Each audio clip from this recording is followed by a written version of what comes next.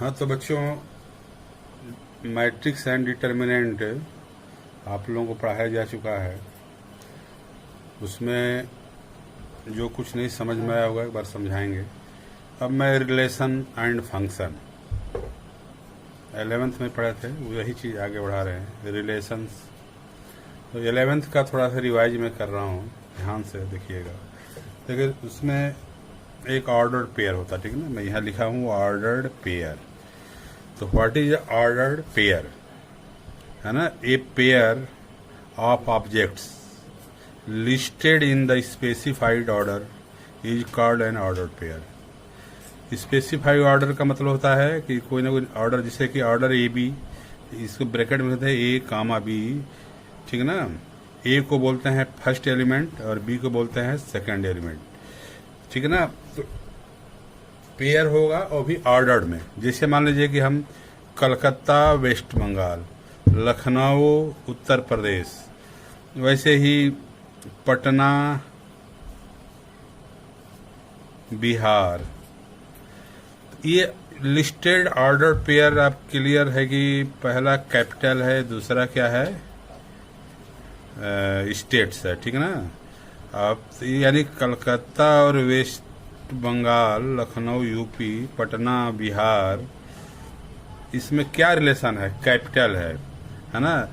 तो Calcutta is the capital of West Bengal, Lucknow is the capital of Uttar Pradesh, Patna is the capital of UP, ठीक है ना।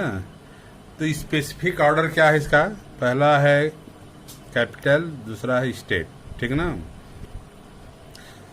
तो क्रम से लिखेंगे, जैसे कि है कलकत्ता, अब यहाँ पर यूपी लखनऊ बदलोगे तो ऑर्डर में नहीं है। तो एक डिफिनीशन है, इसमें भी सेट और सेट बिल्डर फॉर्म और रोस्टर फॉर्म होता है, ठीक ना। तो अब आपको कार्टेशियन प्रोडक्ट, आप ये भी 11th में पढ़े थे।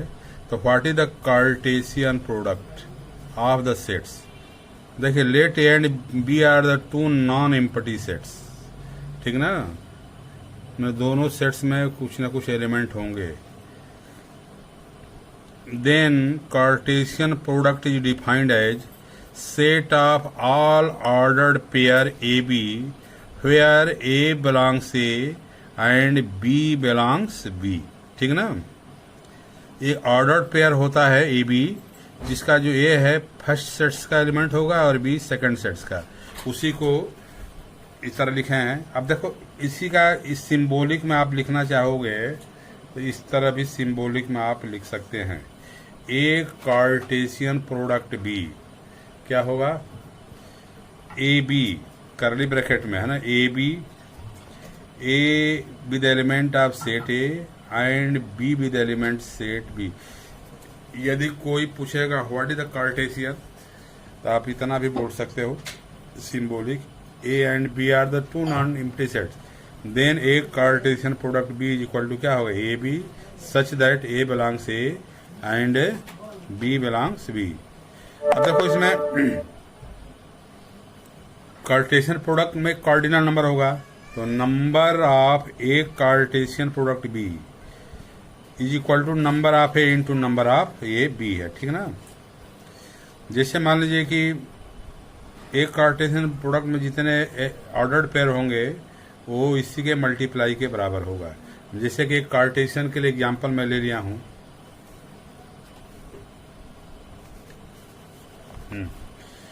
देखिए सेट ए में 1 2 है, बी में है 3 4, ए कार्टेशियन बी, तो 1 3 1 4, देखिए 1 के साथ 3, 1 के साथ 4, 2 के साथ 3, 2 के साथ 4, ये 1 3 1 4 2 3 2 4, ठीक है ना।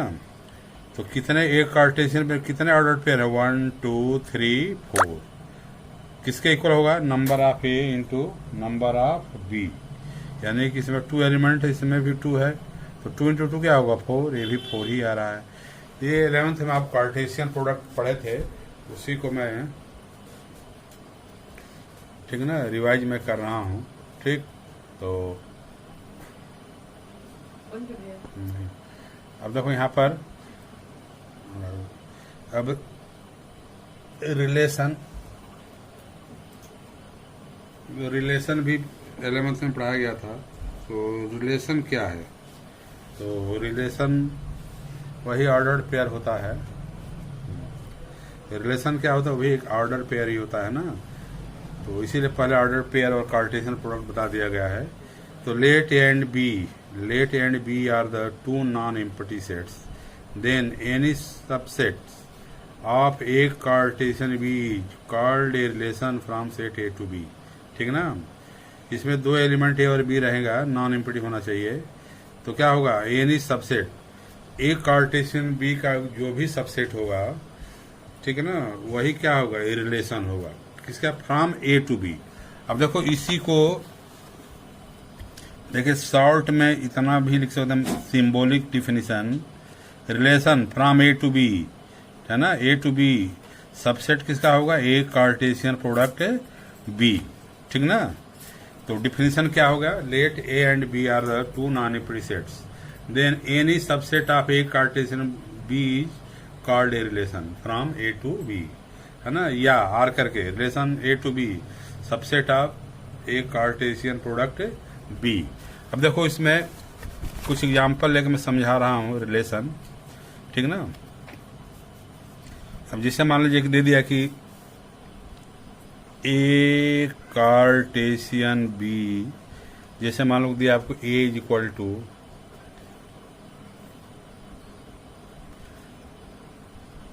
4 8 16, अब कोई आपको बी दे दिया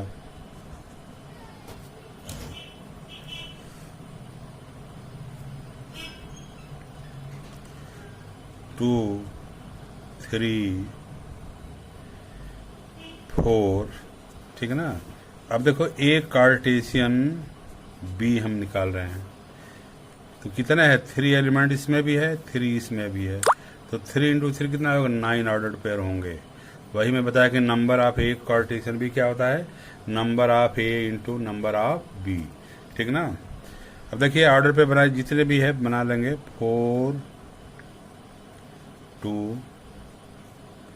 4 3 4 4 4 के साथ सबका बन गया ना। अब 8 का साथ बनाइए। 8 2 8 3 8 4 16 के साथ बनाइए। 16 2 16 3 16 4। तो 1 2 3 4 5 6 7 8 9। अब देखिए इसे रिलेशन का दिया कि फाइंड द रिलेशन आर, है ना, R such that A B मैंने ए का बी से रिलेशन, है ना, such that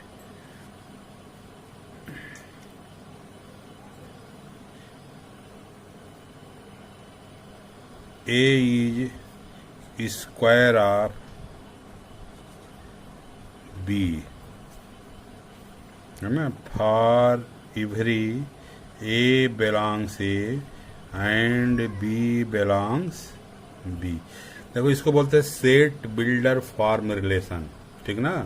A B relation है, क्या है? A is the square of the B.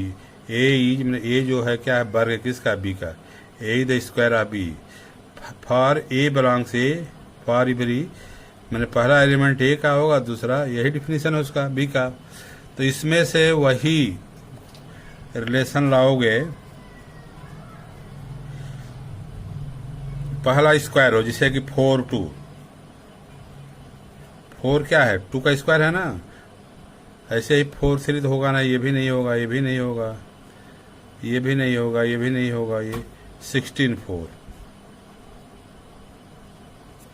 16 किसका स्क्वायर है? 16 इज द स्क्वायर ऑफ 4। अब देख लीजिए कोई छूटा ना हो। ठीक ना?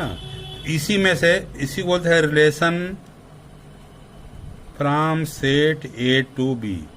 ए कार्टेशियन बी मतलब क्या होगा, relation from set A to B, ठीक है ना, यही बन गया।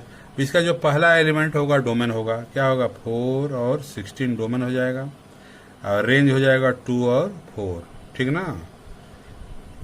तो अब ध्यान रखिएगा, ये सबसेट होगा किसका, subset of A Cartesian product B.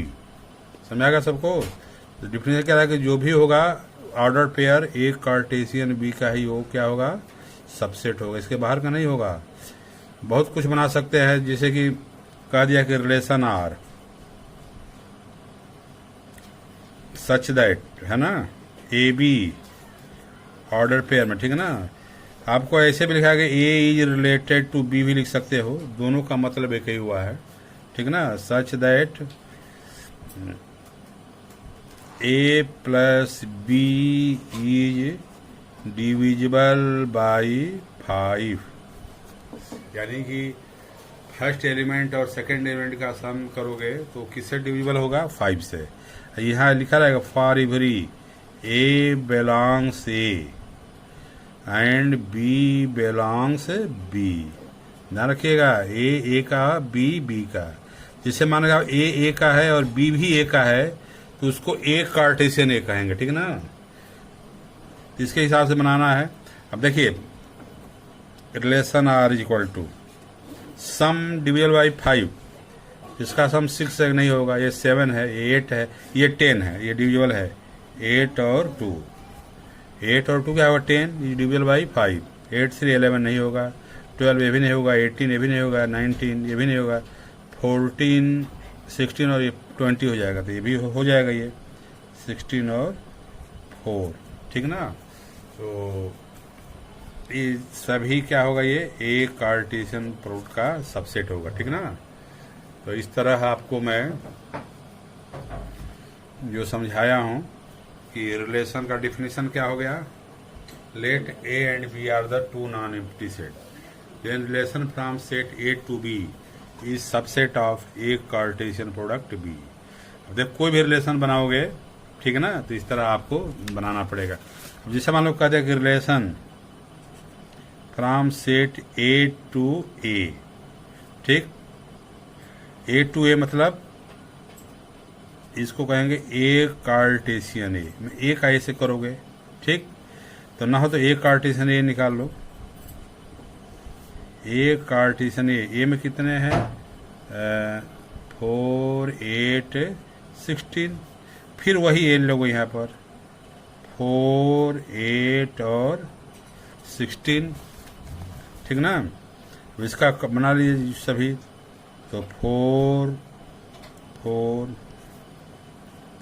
4 8 4, ये 16 है, 16, फिर 8 से लीजिए 8 4 8 8 8 16,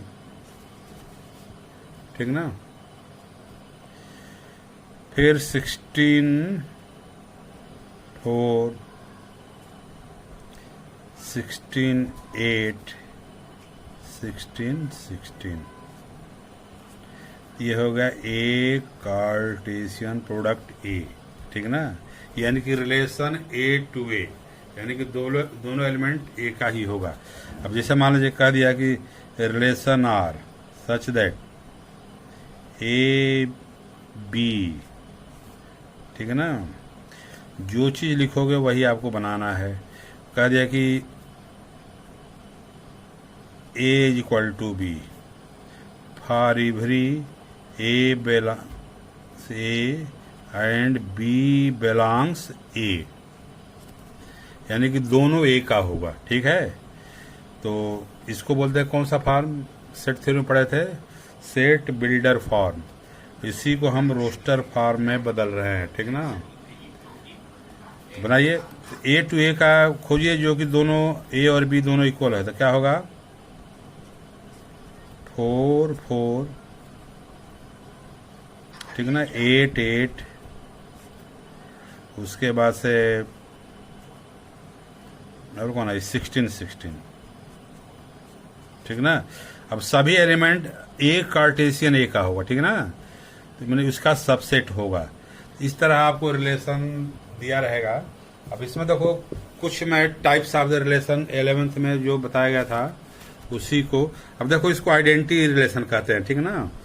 अब देखो टाइप्स ऑफ रिलेशन में ध्यान से इसको थोड़ा सा मैं बोल रहा हूँ, ध्यान से सुन लीजिए। जैसे कोई, जैसे पहला आपका है आइडेंटिटी रिलेशन, तो क्या करोगे, a relation R on the set of A is called identity relation on A if R is equal to A belongs A, ठीक है ना। तो ध्यान रखिएगा ये आइडेंटिटी रिलेशन का एग्जांपल होगा ना, ए होगा वो अपने आप से रिलेशन बनाएगा, ठीक है ना। जैसे कि एक मैं ले रहा हूं उदाहरण, जिसे दिया है ए 1 2, ठीक है ना। तो जो रिलेशन बनेगा क्या बनेगा 1 1 2 2, ठीक है। अपने आप से बनाना है 2 2, 1 का 1 से, 2 का 2 से, इसी को बोलते हैं आइडेंटिटी रिलेशन, ठीक ना। तो आइडेंटिटी रिलेशन समझ में आ गया। डिफिनेशन क्या होगा, डिफिनेशन ऐसे लिख सकते हो आइडेंटिटी का,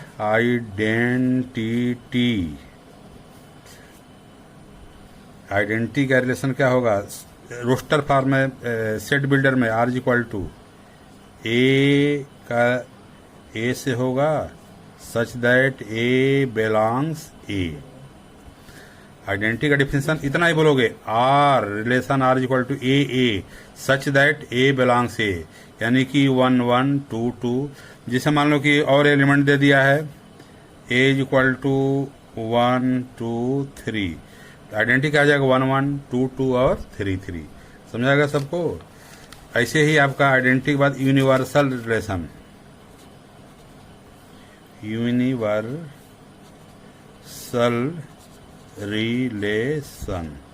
ठीक ना। तो यूनिवर्सल रिलेशन में डिफिनेशन ध्यान से सुनिए, a relation R on the set of A is called universal relation if every element of set A is related to the every element of set B, ठीक ना। जैसे मान लीजिए कि एग्जांपल मैं ले रहा हूँ A इज इक्वल टू 1 2 3, तो A कार्टेशियन ए का एक सभी एलिमेंट से रिलेशन होगा, उसी को बोलते हैं यूनिवर्सल, ठीक है ना। 1 रे कार्टेशियन में फिर करना क्या आ जाएगा 1 1 1 2 1 3, ठीक है ना। फिर क्या होगा 2 1 2 1 2 2 2 3, फिर क्या हो जाएगा 3 1 3 2 3 3, इसी को बोलते हैं यूनिवर्सल, ठीक है ना। तो क्या डिफरेंस हो गया, ध्यान से फिर सुनिए। लेट है ना, relation R on the set of A, relation on set of A, कोई भी एक सेट रहेगा उस पर रिलेशन बताना है ना। Is called universal relation if every element of set A is related the every element of the set ए के सभी एलिमेंट ए से ही रिलेटेड हो, ठीक ना। यानी ए है तो एक कार्टेशियन ए, यानी कि इसी को ए 1 2 3 को फिर 1 2 3 है लिख करके निकाल दो तो ये हो जाएगा, ठीक ना। इसमें ध्यान में रखिएगा देखिए यहाँ पर 1 1 आ गया, कहाँ गया 2 2 आ गया, यहाँ 3 3 आ गया।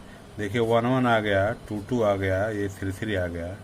तो ध्यान में रखिएगा ये आइडेंटिटी रिलेशन इसको नहीं करेंगे। आइडेंटिटी रिलेशन में केवल 1 1 2 2 और 3 3 ही रहेगा। ये अभी आगे पढ़ाएंगे रिफ्लेक्सिव में आ जाए, किस में आएगा ये रिफ्लेक्सिव, ठीक ना।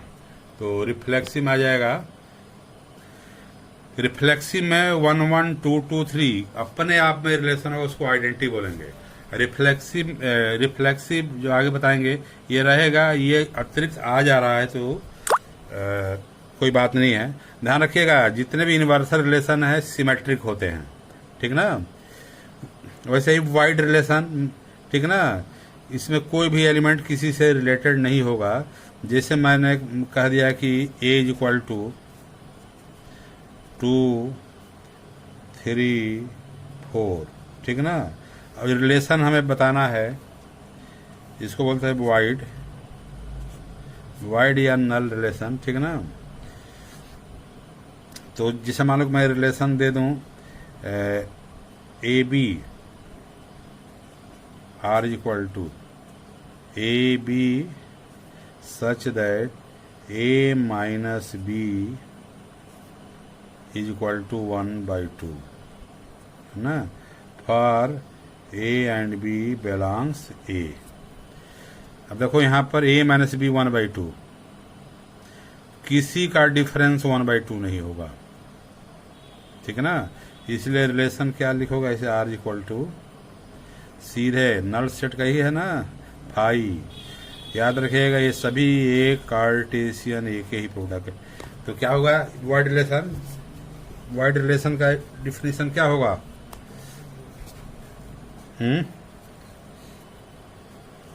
इवरी वाइड रिलेशन में क्या होगा, इवरी एलिमेंट ऑफ, है ना, no element is related to A related to any element of A, है ना, any element of set A is related to any element of set A. एक कोई भी एलिमेंट एक किसी, मैंने अपने आप में किसी का रिलेशन नहीं बनेगा। जैसे डिफरेंस कर दिया 1/2, तो जानते हो कि सबका डिफरेंस इंटीजर ही आएगा, फ्रैक्शन आएगा नहीं। फाई है, फाई रिलेशन, नल रिलेशन इसको बोलेंगे, ठीक ना। तो इसको मैं आपको अभी भी बताया हूँ, ध्यान से जो समझिएगा। अब जो इंटरमीडिएट वाला है एक बार उसको मैं रिपीट करूँगा, है ना। बहुत बहुत धन्यवाद, और इसको एक ध्यान से समझिएगा, ठीक है। राइटिंग ना समझ में आएगी तो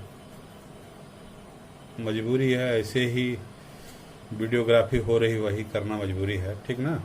तो मन से करना, आगे इंटर वाला पढ़ाऊंगा मैं।